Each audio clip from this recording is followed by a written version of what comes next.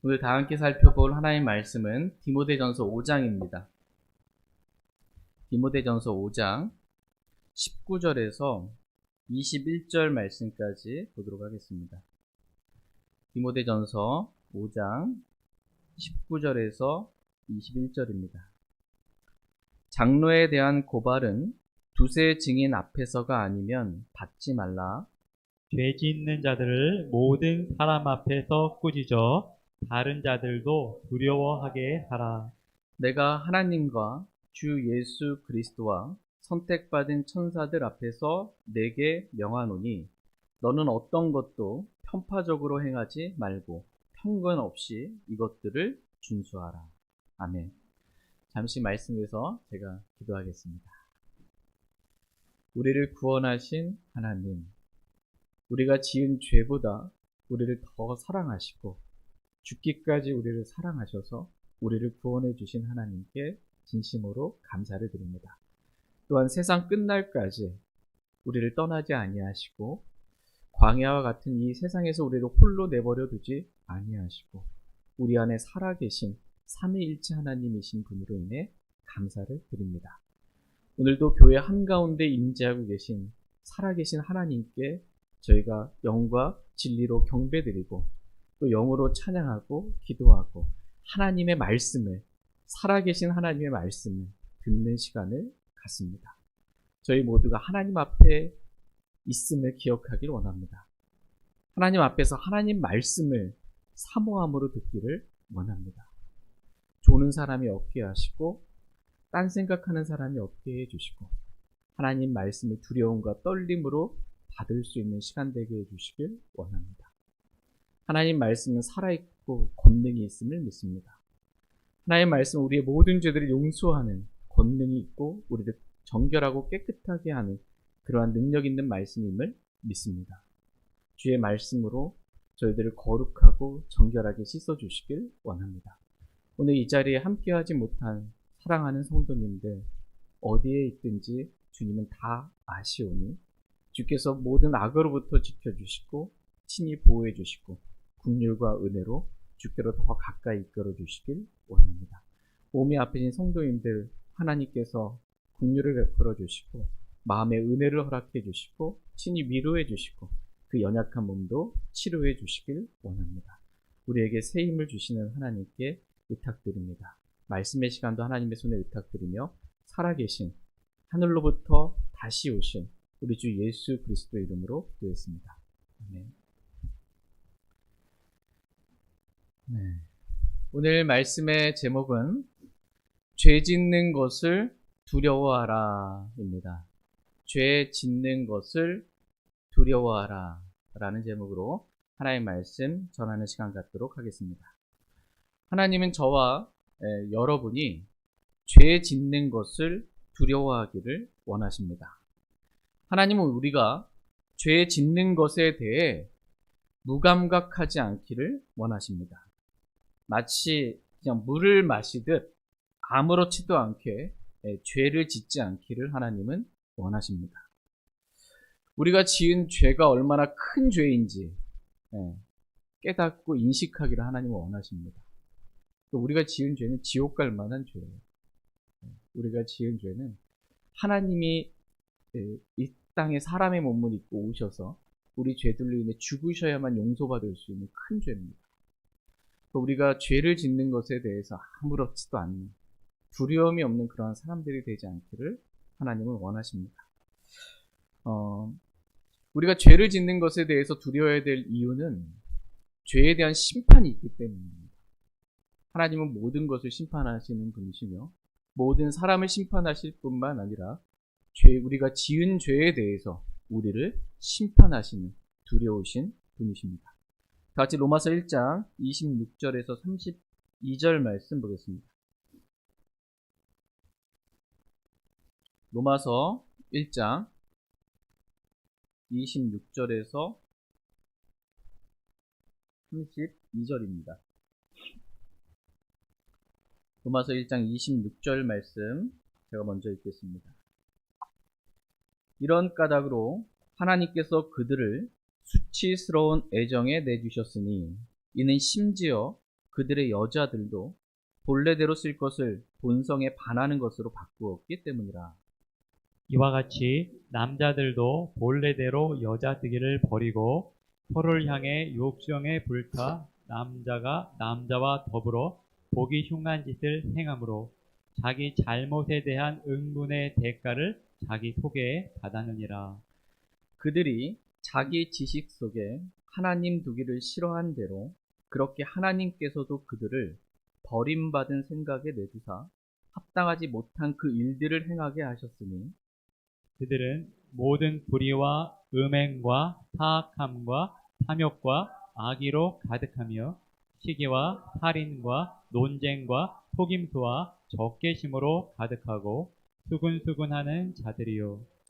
뒤에서 헐뜯는 자들이며 하나님을 미워하는 자들이요 업신여기며 교만하고 자랑하는 자들이며 악한 일들을 꾸미는 자들이요 부모에게 불순종하며 지각이 없고 언약을 어기는 자들이며 본성에 애정이 없고 화해하기 어려우며 긍휼이 없는 자들이라. 그들이 이런 일들을 행하는 자들은 죽어야 마땅하다는 하나님의 심판을 알면서도 같은 일들을 행할 뿐만 아니라 그런 일들 행하는 자들을 기뻐하느니라. 26절 말씀을 보시면 이런 까닭으로 하나님께서 그들을 수치스러운 애정에 내주셨으니 라고 말씀하고 있습니다. 여기서 이런 까닭으로 라는 말씀은 25절에 기록된 까닭으로 라는 것입니다. 25절에 그들이 하나님의 진리를 거짓으로 바꾼 까닭으로, 두 번째 그들이 창조자보다 창조물을 더 경배하고 섬긴 까닭으로 하나님께서 그들을 수치스러운 애정에 내주셨다라는 것입니다. 여기서 수치스러운 애정은 동성애를 말합니다. 동성애도 사랑이라고 어떤 사람들은 말합니다. 그런데 동성애는 누가 사랑하면 축하해 줄 만한 그러한 일들이겠지만 이 동성애는 인정받고 축하받아야 할 그러한 사랑이나 애정이 아니고 수치스러운 애정이다 라고 성경은 말씀하고 계십니다. 동성애는 자랑하면서 커밍아웃해야 할 만한 어떠한 애정이 아니라 수치스러운 그러한 애정이라고 말씀하십니다. 여러분 가운데 어떤 수치스러운 일이 있어요. 그럼 여러분 그 수치스러운 걸 어떻게 하고 싶어요? 감추고 싶어요. 숨기고 싶지, 그걸 드러내고 싶진 않아요. 수치스러운 애정은 막 언론에 주위 사람들한테 나 동성애자입니다라고 커밍아웃하고 드러내야 되는 게 아니고 감추고 드러내지 말아야 돼. 숨겨야 할 그러한 것입니다. 죄를 숨기라는 말이 아니고요. 나는 동성애자다라고 그렇게 자랑스럽게 말하면 안 된다는 겁니다. 이게 좋은 게 아니라는 것입니다. 이는 심지어 그들의 여자들도 본래대로 쓸 것을 본성에 반하는 것으로 바꾸었기 때문이다 라고 말씀하고 계십니다. 처음에 하나님께서 사람을 창조하셨을 때 남성과 여성으로 만드셨습니다. 본래 남성과 여성이 서로 다른 이성이 서로 사랑하고 결혼해서 아이들을 갖는 것입니다. 이것이 본래대로 쓰는 것입니다. 하나님께서 창조하신, 사람을 창조하신 그 본래대로 쓰는 거예요. 그러나 여자들도 본래대로 쓸 것을 본성에 반하는 것으로 바꾸어 여자가 여자와 관계를 갖게 된 것입니다. 이것은 본성에 반하는 것이다. 이렇게 성경은 말씀하십니다. 하나님께서 사람을 창조하실 때의 본성은 이성을 사랑하게 하는 것이지 동성을 사랑하게 하는 것이 아닙니다. 처음부터 동성애의 이 유전자를 갖고 태어나는 사람은 아무도 없습니다. 왜냐하면 하나님은 사람을 그렇게 만든 적이 없기 때문이에요. 본성에 반하여 수치스러운 애정으로 죄를 지을 뿐입니다.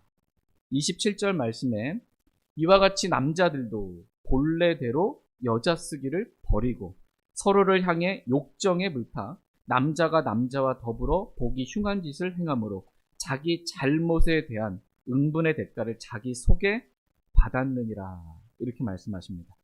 하나님께서 본래 정하신 것은 남자들은 남자가 아니라 여자를 쓰는 것입니다. 여자들은 여자가 아니라 남자를 쓰는 것입니다. 본래 나는 태어날 때부터 동성을 좋아하는 유전자를 가지고 태어났다라는 것은 거짓말에 불과합니다. 전혀 성경과는 맞지 않는 말입니다. 자신의 죄를 합리화시키는 말들에 불과합니다. 동성애자들은 하나님께서 주신 본성에 반하여 본래대로 쓰기를 거부하고 수치스러운 애정으로 서로를 향해 욕정에 불타 죄를 짓는 것입니다. 동성애는 결코 보기 좋은 것이 아닙니다. 성경은 동성애에 대해서 보기 흉한 짓이라고 말씀하고 계십니다. 보기 흉한 짓. 하나님은 이런 보기 흉한 동성애에 대해 응분의 대가를 자기 속에 받게 하시는 분이시다 라고 말씀하십니다. 동성애를 하면 에이즈가 걸리도록 자기 속에 그러한 질병이 걸리도록 하나님은 하게 하시는 분이십니다. 이와 같이 하나님은 죄에 대한 대가를 치르게 하시는 두려우신 분이십니다. 동성애에 대한 이 세상의 관점 말고요. 이 세상의 관점, 사람의 관점 말고 동성애에 대한 하나님의 관점, 동성애에 관한 성경적인 관점을 저희가 읽은 말씀 잠깐 정리해 보면 첫 번째 동성애는 수치스러운 애정이다. 수치스러운 거다. 드러낼 만한 게 아니다라는 것입니다. 두 번째 동성애는 본성에 반하는 것이다. 하나님께서 만드신 본성과는 완전히 반하는, 본래 쓰는 것을 거부하는 그런 것입니다. 세 번째 동성애는 보기 흉한 짓이다라고 성경은 말씀하십니다. 동성애 축제를 하고 막 그렇게 퍼레이드를 하면서 막 다니고 이러는 게 보기 흉한 것이 좋은 게 아니라는 거예요. 네 번째 동성애는 잘못이라고 말씀하고 계십니다. 동성애는 잘하는 것이 아닙니다. 동성애는 커밍아웃 했다고 용기 있게 말했다고 칭찬할 만한 그러한 것이 그렇게 잘한 일이 아니라는 것입니다. 동성애는 잘못입니다. 그것도 에이즈라는 응분의 대가를 받게 할 만큼 잘못된 것이다 라고 성경은 분명하게 저와 여러분들에게 가르쳐주고 계십니다. 소돔과 고모라 성이 왜 망했습니까? 동성애 때문입니다. 하나님께서 그 도시 전체를 그냥 불과 유황으로 완전히 진멸하실 만큼 동성애는 하나님께서 극도로 미워하는 사악한 그러한 죄입니다. 제가 말씀을 준비하면서 한편으로 동성애에 대한 이 말씀을 지금 꽤 많이 말했잖아요. 이게 좀 뭐라고 한탄스럽다고 해야 되나? 이렇게 지극히 당연한 죄를 가지고 막 이게 죄라는 걸 막 얘기를 해야 될 만큼 그렇게 지금 너무나 동성애를 이게 성소수자를 막 위하고 막 그 죄가 아니고 막 용기 있는 것처럼 하는 이 시대적으로 완전히 그냥 성경과는 완전히 다르게 넘어간 이 시대에 다시 돌이켜야 하는 성경께서 얼마나 죄라고 동성애를 말씀하신 이 한탄스러울 만큼입니다. 이렇게 지극히 당연한 동성애 죄에 대해서 28절 말씀에 그들이 자기 지식 속에 하나님 두기를 싫어한 대로 그렇게 하나님께서도 그들을 버림받은 생각에 내주사 합당하지 못한 그 일들을 행하게 하셨다라고 말씀하고 계십니다. 자기 지식 속에 하나님 두기를 싫어하는 것, 그것은 죄입니다. 진화론을 믿고 주장하는 것은 자기 지식 속에 하나님의 두기를 싫어하는 그러한 죄 때문에 생긴 것입니다. 하나님은 이렇게 자기 지식 속에 하나님 두기를 싫어한 대로 그들을 버림받은 생각에 내주시는 그러한 분이십니다. 그러니까 버림받은 생각이 뭐냐면 하나님 두기를 싫어하는 생각, 하나님이 없는 생각, 이게 버림받은 생각입니다. 그 버림받은 사람은 어떤 사람이에요? 하나님이 그 사람 안에 없는 사람, 버림받은 사람입니다. 이렇게 하나님 없는 버림받은 생각을 하며 사는 사람은 하나님께서 보시기에 합당하지 못한 일들, 즉 다음과 같은 죄들을 지으며 산다는 것입니다. 그러면서 죄의 항목들을 지금 로마서 1장에서 쭉 열거해 주고 계십니다. 버림받은 생각 가운데 사는 사람들은 다음과 같은 죄들을 짓는 자들이다 라는 것입니다. 그들은 모든 불의와 음행과 사악함과 탐욕과 악으로 가득하며 시기와 살인과 논쟁과 속임수와 적개심으로 가득하고 수근수근하는 자들이요 뒤에서 헐뜯는 자들이며 하나님을 미워하는 자들이요 업신여기며 교만하고 자랑하는 자들이며 악한 일들을 꾸미는 자들이요 부모에게 불순종하며 지각이 없고 언약을 어기는 자들이며 본성에 애정이 없고 화해하기 어려우며 긍휼이 없는 자들이다 라고 말씀하십니다. 하나님 없는 생각을 하는 사람들은 이러한 자들이다 라는 것입니다. 하나님은 이런 죄들에 대해 가만두고 그냥 보시는 분이 아니시고 이런 죄들에 대해 하나님은 심판하시는 분이시다 라고 말씀하십니다. 그런데 이 죄에 대한 하나님의 심판이 뭐예요? 32절 보니까 그들이 이런 일들을 행하는 자들은 죽어야 마땅하다는 하나님의 심판을 알면서도 라고 말씀하고 계십니다. 죄가 무엇인지 죄의 항목들 일부분을 열거해 주시면서 그 죄에 대한 하나님의 심판, 그 내용은 죽어야 마땅하다라는 것입니다. 죄의 삭은 사망입니다. 동성애자들을 비롯하여 수많은 죄를 짓는 자들 죽어야 마땅하다. 잘했다가 아닙니다. 죽어야 마땅하다라는 하나님의 심판입니다. 죄의 대가는 죽음입니다. 그것도 하나님의 아들 예수 그리스도께서 죽으셔야만 용서받을 수 있는, 오직 예수 그리스도의 피로만 모든 죄가 깨끗하게 될 수 있는 것이 바로 죄입니다. 그러므로 죄 짓는 것을 결코 가볍게 생각하지 말고 죄 짓는 것에 대해서 두려워하라고 하나님은 오늘 저와 여러분들에게 말씀하십니다. 여러분 구원 받으셨습니까? 구원 받았으면 지옥에는 가지 않습니다. 한 번 구원은 영원한 구원입니다. 그런데 나는 구원 받았으니까 뭐 죄를 지어도 난 지옥에 안 가니까 하면서 죄를 지으면 살아도 된다라는 그런 사악한 생각을 갖지 말라는 것입니다. 하나님은 저와 여러분이 죄를 짓지 않기를 원하십니다.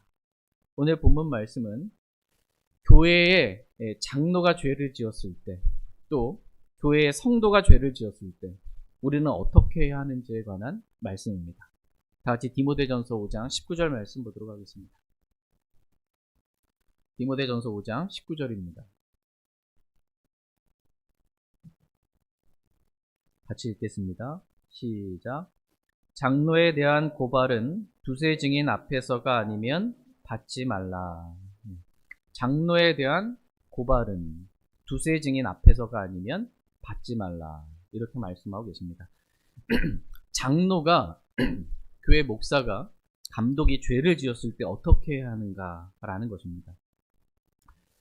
요즘 이렇게 보니까 예장 통합, 총회장, 수많은 장로교 있잖아요. 예수교 장로회, 통합 측의 목사, 그 교회들의 총회장인 거예요. 그 총회장 목사가 여성도와 교인과 불륜을 일으킨 그러한 일들이 있어 좀 시끄럽습니다. 그 총회장 선거를 하는데 그 투표권 이걸 얻기 위해서 이게 돈으로 매수하고 사람들을, 그게 이제 정치권 일반 믿지 않는 세상에서 일어나는 일이 아니고요. 총회장 투표를 하고 교회에서 지금 하는데 금품으로 선거를 치르는 거예요. 또 교회 목사가 다단계 이 윗부분에 올라가 있어서 꼭대기쯤에 있어서 성도들이 다단계로 끌어들이는 겁니다. 이게 하나님의 사역이라고 하면서 또 무슨 약을 만들어서 만병통치약인 것처럼 이 약만 먹으면 막 모든 병이 다 낫는 것처럼 사람들을 속이는 그런 범죄에 연루되는, 사기에 연루되는 목사들도 있고, 교회의 재산을 자기 명의나 아내나 이 자녀들이나 누구 명의로 이렇게 교회 재산을 바꾸어서 교회 재산을 갈취하는 그런 목사들도 있습니다.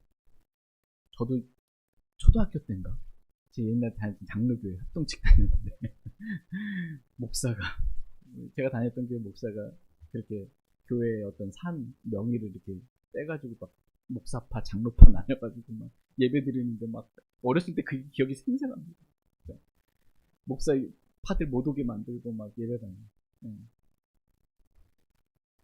또 요즘 보니까 목사나 전도사가 나는 동성애자라고 이렇게 커밍아웃하는 일이 있습니다. 감리교인가요? 여기서는 교회 교단 자체가 그냥 동성애가 난 죄인지 모르겠다고 동성애로 옹호하는 쪽으로 넘어갔습니다. 그냥. 목사가 술을 마시는 것 아무렇지도 않고 자꾸 예전 얘기합니다. 저희 어렸을 때 남전도에 이렇게 소풍 가고 이렇게 하면 남전도끼리 해가지고 목사님이랑 해가지고 여기 다리 밑에 냇가 다리 밑에 가가지고 개를 잡아가지고 술 마시고 그게 교회 행사입니다. 교회 행사. 그런 교회에 있었습니다. 예. 말을 안 듣는다고 목사가 성도들을 구타합니다. 아내를 때리고 성도들을 구타하고 다른 목사들끼리 서로 막 싸우고 막 그런 비일비재합니다. 그냥 지금 일어나고 있는 현상들. 교회의 여비서를 성추행하는 목사. 다른 얘기 독립침례교회 안에서도 있습니다. 이렇게 장로, 목사, 감독이 죄를 지었을 때 어떻게 해야 하냐라는 것입니다. 거기에 장로가 이러한 죄를 지었다라는 것을 증언해줄 증인이 두세 명이나 있는 거예요. 그럴 때 어떻게 해야 하냐, 어떻게 하는 것이 성경적이냐라는 것입니다. 사랑은 허다한 죄를 덮는다고 말씀하셨으니까 목사의 죄를 덮는 것이 성경적이다라고 주장하는 분들도 계십니다. 또 간음하다가 현장에 잡힌 그 여자도 예수님께서 용서해 주셨으니 이 목사의 죄도 우리가 덮고 용서해 주는 게 맞지 않겠냐라고 하는 사람들도 있습니다. 그러니까 평소에 이 목사님이 좀 좋아했던 분들, 또 목사 편에 선 사람들은 당연히 그렇게 하고 싶겠죠. 그러나 평소부터 목사님 별로 마음에 안 들었어. 이거 잘 됐다. 목사 반대편에 선 사람들은 목사를 세상의 법정에 고소해서 쓴맛을 좀 보게 하려고 하는 그런 사람들도 있습니다. 과연 어떻게 하는 것이 성경적으로 맞냐라는 것입니다. 오늘 본문 말씀이 디모데 전서예요. 디모데라는 목회자에게 준 서신입니다. 목회 서신입니다. 오늘 본문 말씀, 이 목회 서신에서는 그런 목사는 교회에 고발하라고 말씀하고 계십니다. 세상 법정에 고발하는 것이 아니고요. 교회에 고발하라라는 것입니다. 그리고 교회는 그 고발을 받아들이라라는 것입니다. 그런데 두세 증인이 안 됐어요.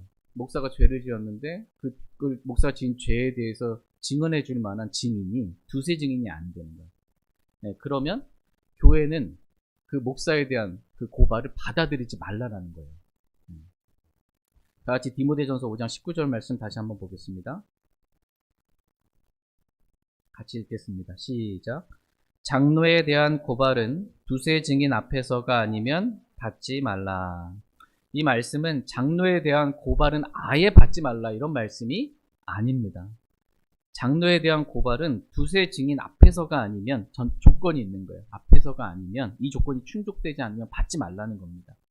왜냐하면 그러한 고발은 거짓 고발일 수 있기 때문입니다.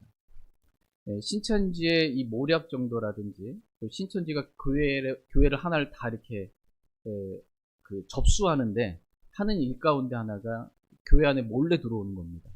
교회 안에 몰래 들어와서 열심 봉사 충성 아주 믿음 있는 것처럼 잘하다가 목사님한테 상담한다고 이렇게 와서 목사님 방에 들어가서 상담받고 나와서 이제 안 좋은 말들을 퍼뜨리라는 겁니다. 목사님 나를 성추행하려고 했다.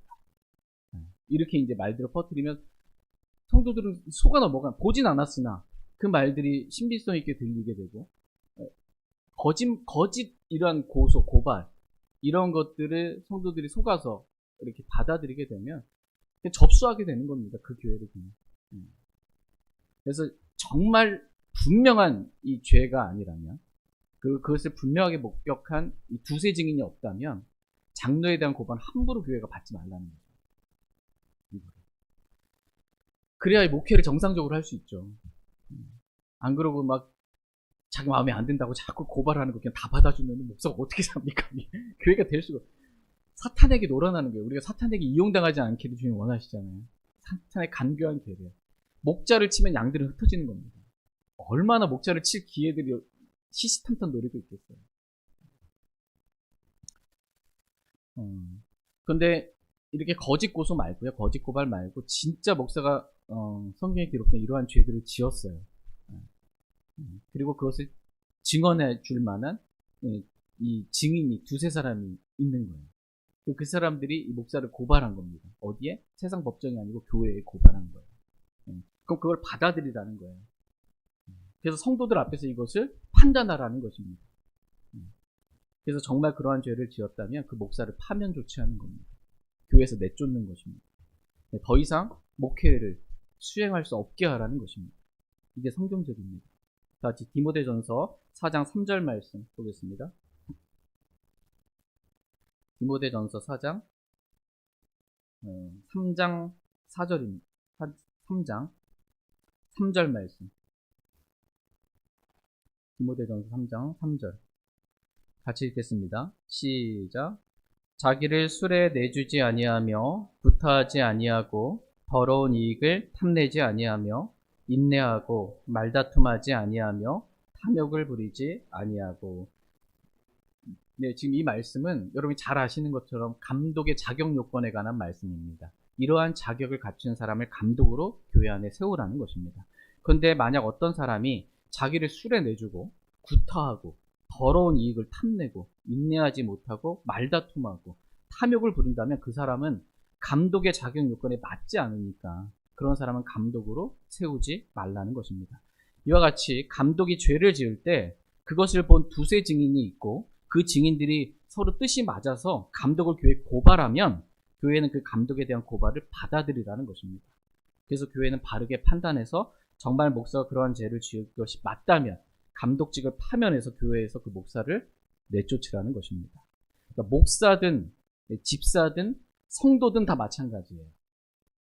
교회는 두세 증인 앞에서 그러한 고발을 받아들이고 그러한 자를 바르게 심판하고 판단하라는 것입니다. 그래서 추리하라는 거예요. 다 같이 고린도전서 5장 11절에서 13절 말씀 보겠습니다.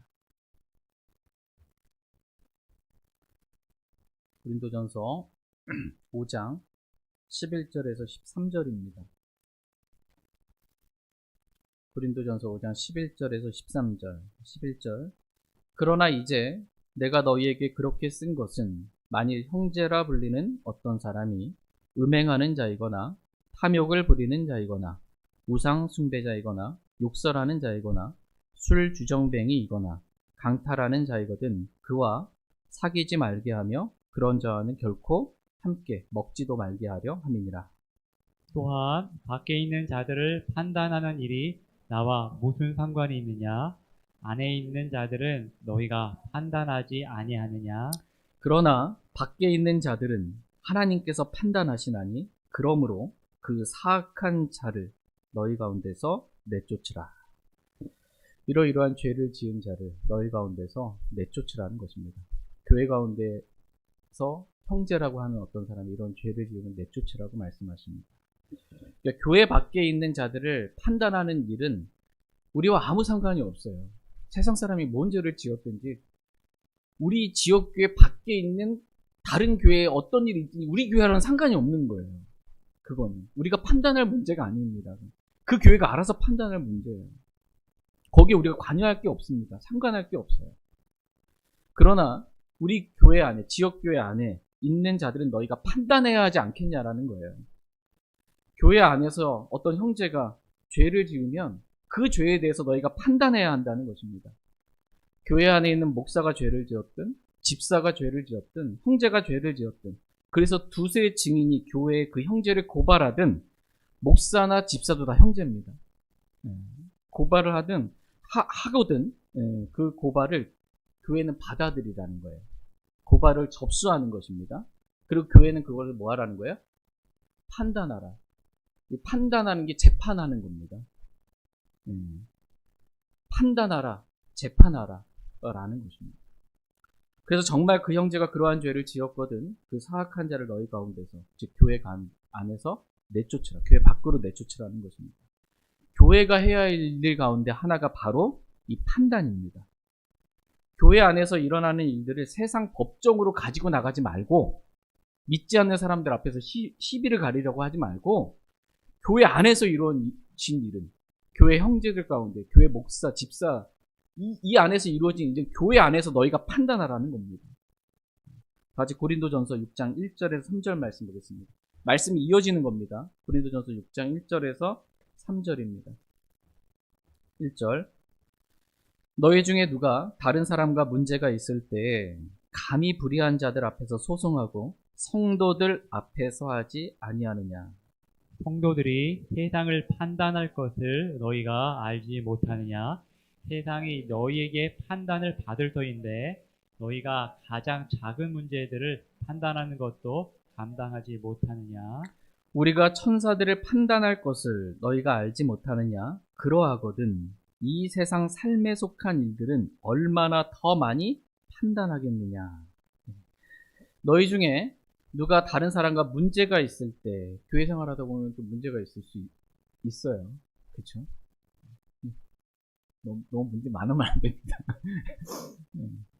돈 빌려주고 뭐 하고 막 이런 사기당하고 막 다단계하고 막 이런 안 됩니다. 문제가 있을 때 감히 불의한 자들 앞에서 소송하고 성도들 앞에서 하지 아니하느냐라고 말씀하십니다. 그러니까 교회 안에서 다른 성도들과 문제가 있을 때 세상 법정에 서서 불의한 자들, 예수 그리스도를 믿고 의롭게 된 게 아니잖아요. 그 불의한 자들, 세상 사람들 앞에서 소송하고 그런 거 하지 말고 성도들 앞에서 이렇게 의롭게 판단을 받으라는 것입니다. 성도들이 세상을 판단할 것을 너희가 알지 못하느냐 이렇게 말씀하십니다. 성도들이 천년왕국 때 그리스도와 함께 천년 동안 이 땅에서 통치하게 됩니다. 이 세상을 판단하게 되는 거예요. 세상이 성도들에게 판단을 받을 터인데 너희가 가장 작은 문제들을 판단하는 것도 감당하지 못하느냐라는 것입니다. 교회는 그리스도의 몸이며 하나님의 집이기도 하지만 한편으로 교회는 성도들 사이의 문제를 판단하는 재판정과도 같습니다. 교회는 판단할 줄 알아야 한다라는 것입니다. 그리고 죄의 경중에 따라 교회가 징계를 할 줄 알아야 한다라는 것입니다. 근데 교회가 할 수 있는 가장 큰 징계는 교회에서 추리하는 겁니다. 교회 나오지 못하도록 하는 거예요. 우리가 천사들을 판단할 것을 너희가 알지 못하느냐? 그러하거든 이 세상 삶에 속한 일들은 얼마나 더 많이 판단하겠느냐라고 말씀하고 계십니다. 우리가 교회가 성도들이 천사들을 판단한대요. 이 판단이 재판하는 겁니다. 신왕자 심판석에서 천사들을 성도들이 판단할 것입니다. 그러하거든 교회가 교회 안에서 일어난 형제들 간의 문제들에 대해서 얼마나 더 많이 판단할 줄 알아야 되겠냐라는 것입니다. 교회는 형제들 사이에 일어난 일들에 대해 하나님의 말씀에 따라 지혜롭게 판단할 줄 알아야 한다는 것입니다. 이게 교회를 치리하는 거예요. 다스리고 판단하는 것입니다. 아무것도 판단할 줄 모르는 교회, 그냥 다 사랑으로 덮고 그냥 다 죄를 넘어가고 막 이러는 교회, 이런 교회 좋으십니까? 오늘날 대부분의 교회가 이렇습니다. 그러한 교회는 부끄러운 교회다. 부끄러운 교회다. 성경 그렇게 말씀하십니다. 다 같이 고린도전서 6장 5절에서 7절 말씀 보겠습니다. 5절에서 7절입니다. 계속 말씀이 이어집니다. 5절. 내가 너희를 부끄럽게 하려고 말하노라. 너희 가운데 지혜로운 사람이 하나도 없다니 그 말이 사실이냐? 자기 형제들 사이에 시비를 판단할 수 있는 자가 단 하나도 없느냐? 오히려 형제가 형제와 소송하되 그 일을 믿지 않는 자들 앞에서 하는도다. 그러므로 이제 너희 가운데 전적으로 허물이 있나니 이는 너희가 서로 소송하기 때문이라. 어찌하여 너희가 차라리 부당한 일을 당하지 아니하느냐? 어찌하여 차라리 빼앗기지 아니하느냐? 내가 너희를 부끄럽게 하려고 말한다는 것입니다. 너희 가운데 지혜로운 사람이 하나도 없다니 그 말이 사실이냐? 자기 형제들 사이에 시비를 판단할 수 있는 자가 단 하나도 없느냐라는 것입니다. 형제들 사이에 시비가 붙었을 때 옳고 그름을 따져야 하는 어떤 문제들이 생겼을 때 지혜로운 사람이 그것을 따지고 판단할 수 있는 지혜로운 사람이 너희 가운데 단 한 사람도 없다는 말이냐? 교회 가운데 그거 판단할 수 없다라는 것은 부끄러운 일이다라는 것입니다. 세상을 판단하고 천사들을 판단해야 될 교회가 형제들 사이에 일어나고 있는 이 세상 삶의 일에 대한 이 문제조차도 판단할 수 없다라는 것, 그건 부끄러운 것이다라는 것입니다. 하나님의 말씀이 기준에 대해서 판단할 줄 모르는 교회, 그런 교회는 부끄러운 교회라는 것입니다. 이런 부끄러운 교회가 되지 말라는 것입니다. 교회에서 형제들 가운데 일어나는 문제를 교회가 판단할 수 없어서 형제가 형제를 소송하고 그것도 믿지 않는 자들 앞에서 하느냐라는 것입니다. 그것은 교회에게 전적으로 허물이 된다라는 거예요. 교회 같은 지역교회에 있는 형제들이 서로 소송하고 있는 거예요. 교회가 이걸 판단을 못하고. 이거는 교회에게 허물이 된다라는 것입니다. 교회 안에서 일어난 문제는 세상 법정에 가서 소송하지 말고 교회 안에서 성도들 앞에서 판단을 받으라는 것입니다. 교회는 지혜롭게 되어 이런 문제들을 판단할 줄 알아야 한다라는 것입니다. 그러므로 장로에 대한 고발은 두세 증인 앞에서가 아니면 받지 말라라는 것입니다. 교회를 먹이고, 장로가 뭐 하는 사람이냐라고 하면 교회를 먹이고 감독하는 사람이거든요. 장로는 두 배나 존경할 자로 여김을 받아야 할 그러한 자이고, 소중히 여겨야 될 그러한 존재인데, 이 장로가 죄를 지었단 말이에요. 교회 고발을 당해가지고 성도들 앞에서 판단받는 위치에 서게 될 모양이 되겠습니까? 다 받아들이면 할 수가 없는 거예요. 그러므로 정말 확실한 죄가 아니라면, 두세 증인 앞에서가 아니라면 장로에 대한 고발은 교회가 받지 말라는 것입니다. 그러나 정말 확실하게 죄를 지었고 그것을 본 두세 증인이 있고 그들이 교회의 장로를 고발한다면 교회는 그 장로에 대한 고발을 받아들이라는 거예요. 감싸지 말라는 겁니다. 받아들이라. 그리고 교회는 그것을 판단하라는 겁니다. 정말 우리 교회 목사가 그러한 죄를 지었는지 판단하라. 이것이 장로가 죄를 지었을 때 교회가 어떻게 해야 하는가에 대한 성경적인 답입니다. 그러면 이제 성도가 죄를 지었을 때는 어떻게 해야 하냐라는 것입니다. 그것이 20절 말씀입니다. 다 같이 디모데전서 5장 20절 말씀 보겠습니다. 디모데전서 5장 20절 같이 읽겠습니다. 시작. 죄 짓는 자들을 모든 사람 앞에서 꾸짖어 다른 자들도 두려워하게 하라. 죄 짓는 자들을 모든 사람 앞에서 꾸짖어 다른 자들도 두려워하게 하라 라고 말씀하고 계십니다. 교회는 죄 짓는 자들을 그냥 가만두는 곳이 아닙니다. 교회는 죄를 방관하는 그러한 곳이 아닙니다. 하나님은 교회가, 자신의 피로 사신 교회가 거룩히 구별되고 정결하기를 원하십니다. 하나님은 교회가 점이나 주름이나 그런 것이 없는 거룩하고 흠이 없는 영광스러운 교회가 되기를 원하십니다. 그러려면 교회 안에 점, 흠, 죄를 말합니다. 죄가 없어야 합니다. 장로든 집사든 성도든 죄 짓는 것을 두려워하고 죄로부터 떠나야 합니다. 그래서 오늘 본문 말씀에서는 죄 짓는 자들을 모든 사람 앞에서 어떻게 해요? 꾸짖어 다른 자들도 두려워하게 하라. 이렇게 말씀하고 계십니다. 장로가 해야 할 일들 가운데 하나가 바로 꾸짖는 것입니다. 모경하는 거예요. 성도가 죄를 지을 때 꾸짖는 겁니다. 장로, 목사, 감독은 죄 짓는 자들을 꾸짖을 줄 알아야 합니다. 그냥 좋은 사람 되려고 죄를 지었는데 그냥 그 사람한테도 좋은 사람 되려고 그냥 죄를 방관하고 있으면 안 됩니다. 근데 죄를 장로는 꾸짖어야 하는데 그것도 모든 사람 앞에서 공개적으로 죄 짓는 자들을 꾸짖을 줄 알아야 한다라는 것입니다. 힘들겠죠. 공개적으로 교회 앞에서 죄 지은 형제를 꾸짖는 겁니다. 그래야 다른 사람들도 내가 죄를 지었을 때 이렇게 되는 거예요. 죄 짓는 것을 두려워할 줄 알게 된다라는 것입니다. 사람들이 죄를 떠나는 이유가 뭐냐라고 했을 때 두려움입니다. 두려우면 죄에서 떠나게 됩니다. 근데 두렵지가 않아. 그럼 죄를 떠나지 못합니다. 두려움이 죄를 떠나게 합니다. 교회는 하나님께서 임재하신 거룩한 곳입니다. 그러므로 성도들은 교회 안에서 하나님을 두려워할 줄 알아야 합니다. 하나님 말씀 읽다 보면 여러분 말씀에 두려워 떠는 자들이 나와요. 하나님 말씀이 그냥 가볍게 흘려드리는 게 아니에요. 하나님 말씀이 정말 두렵게 떨림으로 다가올 줄 알아야 한다. 말씀에 두려워 떨 줄 알아야 한다라는 것입니다. 성도는 교회에서 함부로 말하면 안 됩니다.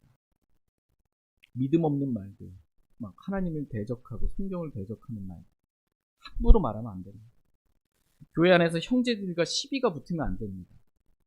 그러면 교회는 그 시비를 판단해야 합니다. 그것도 공개적으로 판단하고 꾸짖게 되는 그러한 일들이 있게 되는 것입니다. 장로는 하나님의 집인 교회를 다스리는 자로서 죄 짓는 자들을 모든 사람 앞에서 꾸짖어 다른 자들도 두려워하게 할 줄 알아야 한다라는 것입니다. 근데 장로가 꾸짖을 때 기준이 있습니다. 내 마음에 안 든다고, 내 생각과 다르다고 그냥 꾸짖으면 안 됩니다. 꾸짖는 기준이 있어야 돼요.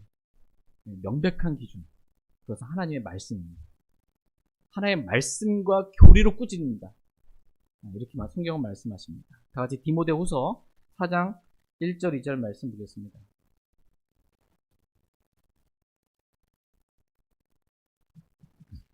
디모데후서 4장 1절 2절입니다.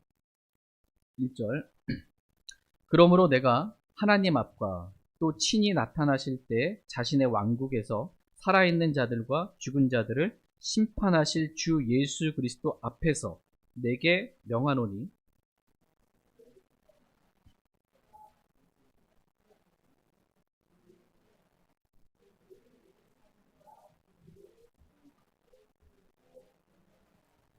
그러므로 내가 하나님 앞과 또 친히 나타나실 때 자신의 왕국에서 살아있는 자들과 죽은 자들을 심판하실 주 예수 그리스도 앞에서 내게 명하노니라고 말씀하고 계십니다.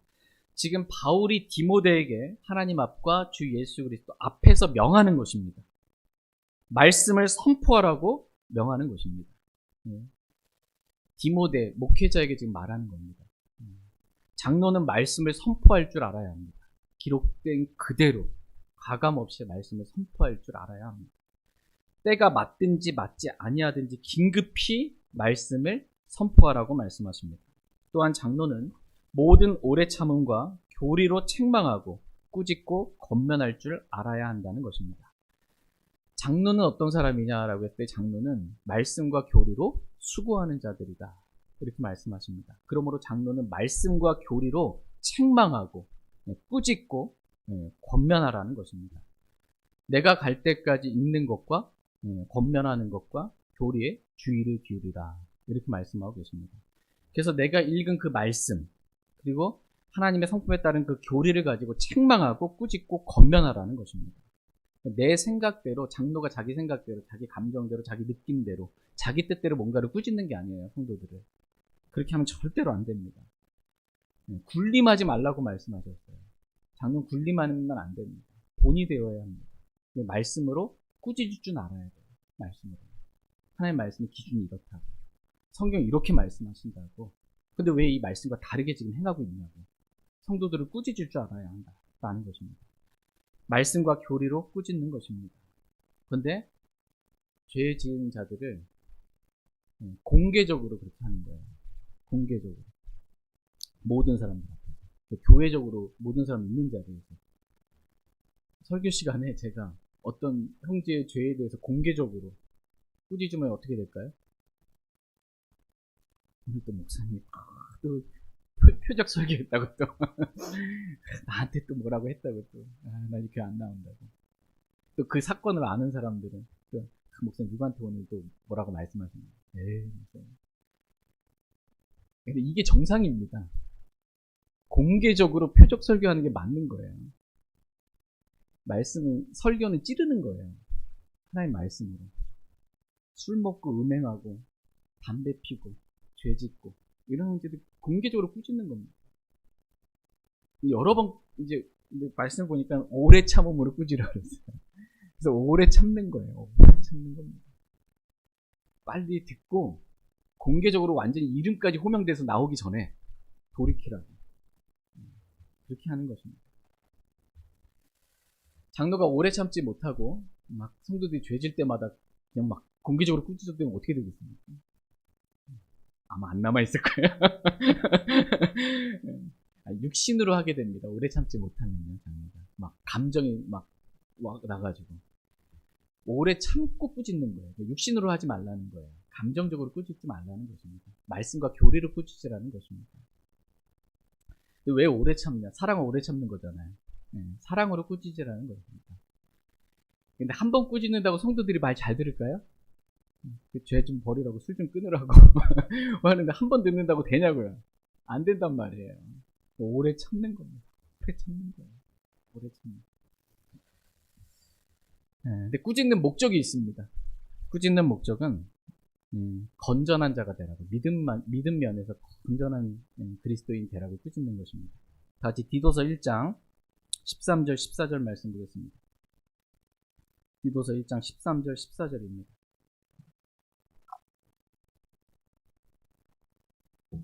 디도서 1장 13절, 14절 말씀. 13절. 이 증언이 참되도다. 그러므로 그들을 엄히 꾸짖으라. 이것은 그들이 믿음 면에서 건전한 자가 되어 유대인들의 꾸며낸 이야기와 진리를 버리고 돌아서는 사람들의 명령들에 주의를 기울이지 못하게 하려 함이라. 이 증언은 참되도다. 그러므로 그들을 엄히 꾸짖으라. 이렇게 말씀하고 계십니다. 엄히 꾸짖으라 라는 것입니다. 그래서 어미가 여기 영어 킹제임스 성경 단어로 샤플리입니다. 샤프 있죠. 날카롭게 꾸짖으라는 겁니다. 장로는 어떤 성도들이 지은 죄에 대해서 꾸짖을 때 날카롭게 그 죄를 지적하면서 꾸짖는 것입니다. 두리뭉실 대충 얼버무리면서 알아듣겠지 하고 대충 이렇게 꾸짖는 게 아니라 날카롭게 엄히 꾸짖으라 이렇게 말씀하고 계십니다. 또 디도서 2장 15절 말씀을 보시면 15절에 이것들을 말하고 권면하며 모든 권위로 꾸짖고 아무도 너를 업신여기지 못하게 하라고 말씀하십니다. 꾸짖는데 죄를 지은 성도를 꾸짖는데 그냥 꾸짖는 것이 아니고요. 모든 권위로 꾸짖으라는 것입니다. 그러니까 목사에게 주신 영적 권위가 있습니다.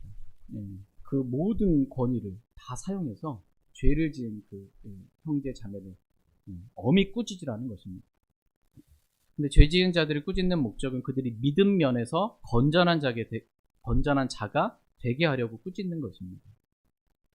바로 잡히게 하기 위해서 꾸짖는 거예요. 성경을 주신 목적이 뭐예요? 책망과 교리와 책망과 바로 잡힙니다. 교리를 딱 알고 잘못된 것을 알고 이 책망을 듣고 꾸짖음을 듣고 하나님 앞에 바로 잡히는 거예요. 믿음 면에서 건전한 자가 되라고 엄히 꾸짖으라는 것입니다. 그래서 유대인들의 꾸며난 이야기와 진리를 버리고 돌아서는 사람들의 명령들에 주의를 기울이지 못하게 하라. 이렇게 형제 그거에 대해서 주의 기울이지 말라고 꾸며낸 이야기. 그리스도인은 성경에 주의를 기울여야죠. 성경에 없는 꾸며낸 이야기, 그럴듯한 말들에 주의를 기울이면 안 됩니다. 근데 혹합니다. 또 그건 유튜브 한번 뜨면 또 혹합니다. 사람들의 명령, 성경에 있는 명령이 아니라 사람들이 만들어내는 그 어떤 것들. 여기에 주의를 기울이지 말라고 꾸짖는 거예요. 그냥 뭐예요? 그거 보지 말라고, 그거 듣지 말라고 꾸짖는 것입니다. 그래서 믿음 면에서 건전한 자가 되어서 하나님 말씀에 주의를 기울이면서 어두운 것을 비치는 빛을 대하듯 말씀에 따라만 그렇게 살라고 꾸짖는 것입니다.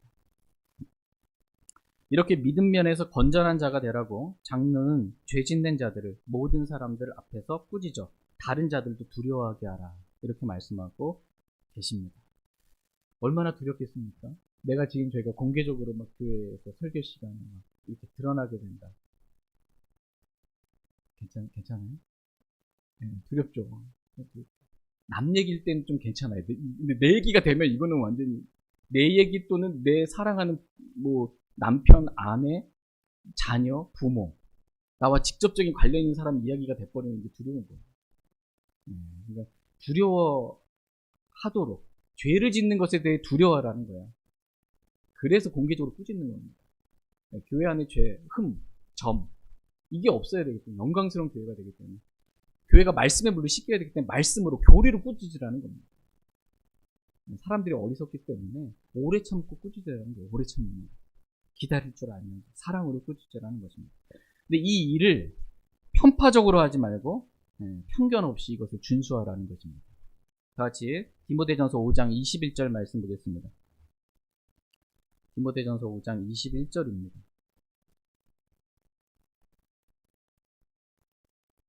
디모데전서 5장 21절 같이 읽겠습니다. 시작.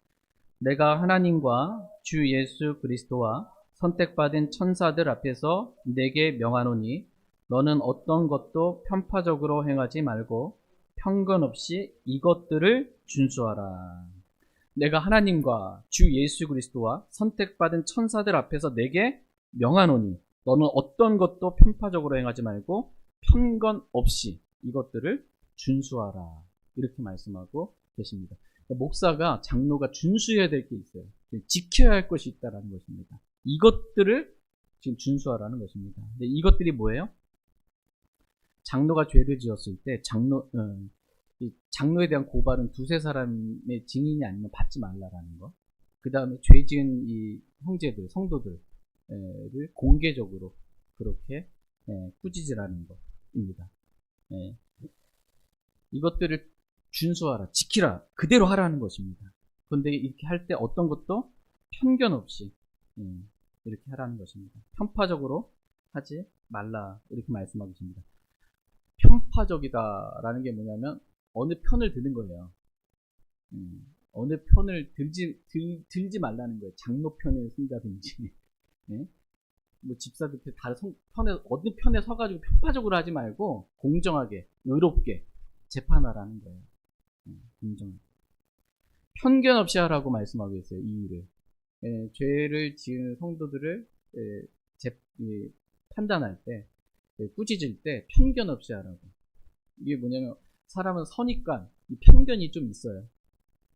그래서 내가 좋아하는 사람이 죄를 지었단 말이에요. 그러면 그 형제 그럴 형제가 아니라고. 너무나 명확하게 드러났는데도 그 형제는 그럴 형제가 아니라고. 왜냐하면 편견을 갖는 거예요. 그래서 공개적으로 꾸짖지 않고 그냥 넘어가는 거예요. 이렇게 하지 말라는 것입니다. 누가 죄를 지었는데 그 사람에 대한 기본적인 옛날부터 편견이 있어서 내 그럴 줄 알았다. 언젠가는 내가 저 사람 사고 칠 줄 알았다. 내가 자초지정이나 뭔가 듣지도 않고 정확하게 진짜 그 죄를 지었는지 확인도 안 해보고 편견을 가지고 그냥 충분히 그러고도 남으래야. 이렇게 해가지고 공개적으로 그냥 막 꾸짖는 거. 이렇게 하지 말라라는 것입니다. 편파적으로 하거나 편견 없이 하나님께서 하라고 말씀하신 그 말씀 그대로 의롭게 재판하고 판단하게 되기를 주님은 원하십니다. 그래야 모든 성도들이 교회 안에서 죄 짓는 것에 대해서 두려워할 줄 알게 된다는 것입니다. 그래서 죄에서 떠나게 됩니다. 그래야 교회가 말씀의 물로 씻어 거룩하고 정결하며 점도 없고 흠도 없는 영광스러운 교회가 됩니다. 저희 교회가 하나님의 피값으로 사신 저희 교회가, 저와 여러분을 사랑하는 교회가 이렇게 영광스러운 교회가 되기를 원합니다. 하나님은 오늘 저와 여러분이 죄 짓는 것을 두려워하기를 원하신다고 말씀하십니다. 하나님, 우리가 하나님을 두려워할 줄 알기를 원하십니다. 하나님 모르는 거 있으세요? 우리가 어디에 있든지 무슨 생각을 하고 있는지 우리 생각과 마음도 다 아세요. 그분 앞에 숨길 수 있는 죄는 없어요. 너희 죄가 너희를 찾아낼 것이니만 하나님 다 아세요. 그 하나님을 두려워할 줄 알라는 거예요. 하나님은 죄를 넘어가는 분이 아니시고요, 죄에 대해서 심판하시는 분이시다라는 것입니다. 근데 때론 그 죄에 대한 대가, 두렵다라는 거예요. 마땅히 죽어야 한다. 육신의 죽음도 따를 수 있다라는 거예요. 하나님은 우리가 말씀을 두려워 떨 줄 알기를 원하십니다. 하나님은 세상을 판단하고 천사들을 판단할 교회가 교회 안에서 일어난 이 형제들에 대한 죄에 대해서 하나님 말씀에 따라 지혜롭게 판단할 줄 알기를 하나님은 원하십니다.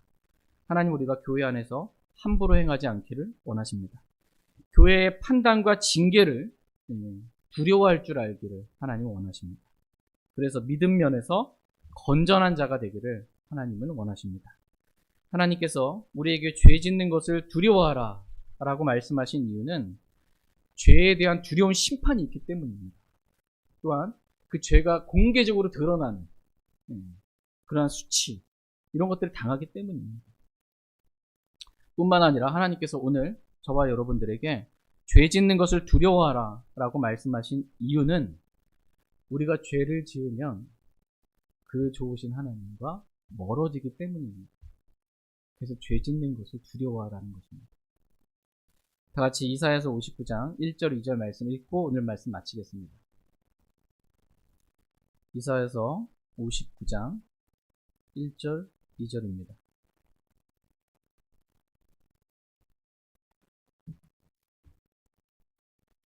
이사야서 59장 1절 2절 말씀 읽고 말씀 정리하고 마치겠습니다. 1절입니다. 보라, 주의 손이 짧아져서 구원할 수 없는 것도 아니요, 그분의 귀가 둔하여서 들을 수 없는 것도 아니라. 오히려 너희 불법들이 너희와 너희 하나님 사이를 갈라놓았고 너희 죄들이 그분의 얼굴을 너희에게 숨겼으므로 그분께서 듣지 아니하시리니. 보라, 주의 손이 짧아져서 구원할 수 없는 것도 아니요, 그분의 귀가 둔하여서 들을 수 없는 것도 아니라고 말씀하십니다. 오히려 왜 그런 거예요? 이유가 너희 불법들이 너희와 너희 하나님 사이를 갈라놓았고 너희 죄들이 그분의 얼굴을 너희에게서 숨겼으므로 그분께서 듣지 아니하시리니 라고 말씀하고 있습니다. 하나님은 우리가 죄 짓는 것에 대해서 두려워하기를 원하십니다. 이유는 죄에 대한 하나님의 그 두려우신 심판이 있기 때문이기도 하지만 무엇보다도 죄는 우리와 하나님 사이를 갈라놓기 때문에 죄 짓는 것을 두려워하라고 말씀하십니다. 죄는 우리와 하나님 사이를 갈라놓습니다. 우리가 잠시 죄의 쾌락을 누리려고 죄를 지을 때 하나님과 우리는 멀어지게 됩니다. 빛 가운데 주님과 교제할 수가 없는 상태가 됩니다. 생명이신 주님과 교제가 단절되는 거예요. 어떠한 공급도 받지 못하는 상태가 됩니다. 어떠한 열매도 맺을 수 없는 상태가 됩니다.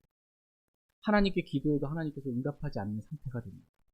이런 비참한 상태, 이런 비참한 그리스도인이 되지 말라고 죄를 짓는 것에 대해서 두려워하라고 그렇게 말씀하십니다.